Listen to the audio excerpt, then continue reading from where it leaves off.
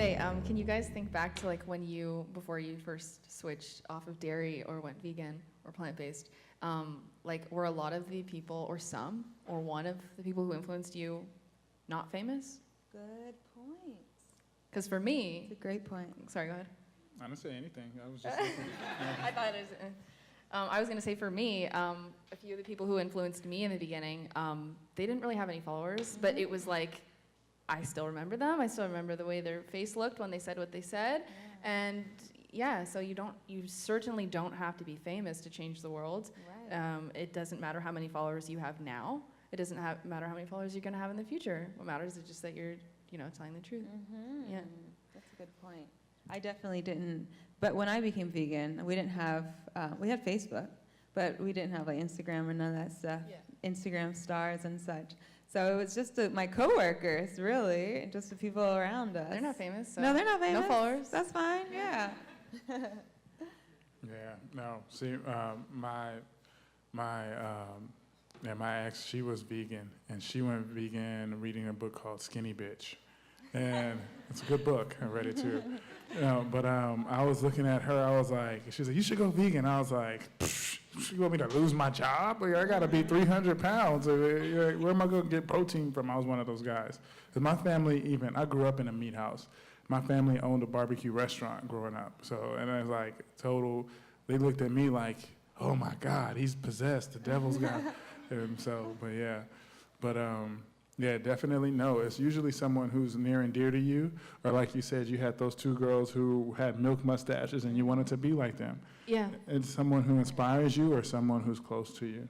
How do you decide what to talk about and not to talk about? For example, somebody recently asked me, so it wasn't about, I don't think she was vegan, maybe she was, but her platform, she wanted to talk mostly about some sort of social justice, human rights, social justice. And she was wondering how in your face she should be about it. And so if you have a platform, do you ever feel compelled, for example, to talk about politics, or do you censor yourself for certain things? And just like, how do you know what you should be posting? Well, I think that really comes down to whatever you're passionate about and how you choose to express it, because you want to, like I've said, I keep on saying, like, be authentic, but that's really what connects with people. And there's so many different types of messages that connect with different types of people. We need the loud activist, and then we need the more passive activist, and we need the foodie and the food blogger, and we need all of these different types of people, because for me, when I went vegan overnight because I came across a video, and it happened to be about dairy, actually. It happened to be about the dairy industry, and I was like, I had no clue. It was an animal video, and I'd never seen anything like it before in my life, and I just decided I was just gonna ditch all animal products that day. But for other people, like, I remember I showed my mom that same video, and she thought it was upsetting and everything, but she didn't go vegan for another couple of years until she saw What the Health, because that spoke to her. Right. So everything, speaks to different people. I've used the dairy is scary video so many times. Yeah, I actually got my grandpa to stop drinking dairy with that video, and I had to keep pausing it to translate it because he doesn't speak very good English. Yeah. Yeah, so I think that you shouldn't, before you post something, you shouldn't say, oh, I'm being too loud, or I'm being too aggressive, or, like for me, I also talk a lot about body positivity, and a lot of girls appreciate that because they see me being confident in my body, and they want to be confident in their body as well. So then they think, well, what are you eating to be fit and healthy? So I don't ever think twice about, like, oh, is this too much? Is this going to offend somebody? If it offends somebody, then the message wasn't for them. But if it speaks to somebody, then that message was for them, because even if it's only 3 people that get that message, I mean, those 3 people count. Right, right. Wonderful. At this point, I try to speak about, well, I'm working on content right now. I'm working on videos and writing that I haven't released yet, but I'm really trying to focus on putting out what I wish somebody would have had out there for me when I didn't know. Yeah. So phrasing things, looking things up, researching what you wish you knew. My thing is more so curating experiences. That's what I've been going into now with the Truth Health Culture Lifestyle Festival, is creating options and showing people how to do it.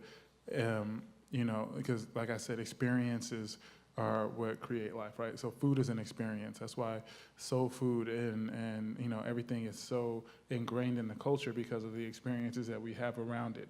Family members and Christmas and Thanksgiving, all these foods. So creating new experiences that open up different doors for people to start leading a healthier life. So I'm from Georgia originally, and I grew up eating soul food.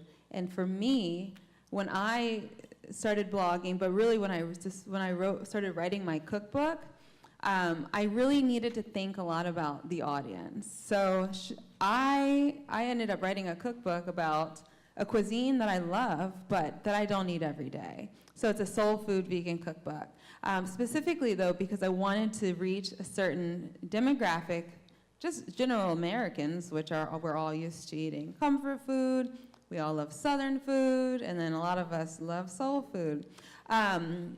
So how often is it that y'all look back to the audience? Because we're talking a lot about we want to be ourselves, right? But how, and I think you just kind of touched on this with wanting to produce content that you wish you would have had.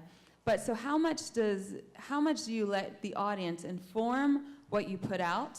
Of course, you want to be yourself, but speak to them as well. Well, along with being yourself, I do also always think, what did I need once? Because when I first went vegan, I was competing in bikini competitions and I could not find anybody to coach me. I looked for all of these fitness influencers and none of them were plant-based. So I decided I wanted to put out the content that might help somebody who's in the place that I was a couple years ago. So I do always keep that in mind. And I also think about my younger self, like what did my younger self once need in other ways, not just nutrition, but just in the inspiration to speak my message. Because a couple years ago, I would have been way too timid to just stand up and say proudly that I'm vegan and I don't think you should drink dairy. That I was way too timid, so I try to produce like the inspiration for, you know, my younger self, like that type of audience, the young girls, and then also, you know, when it comes to like nutrition and fitness as well. I like that. Yeah, same. Yeah. How about you? Anything else? Same. Same? Nice.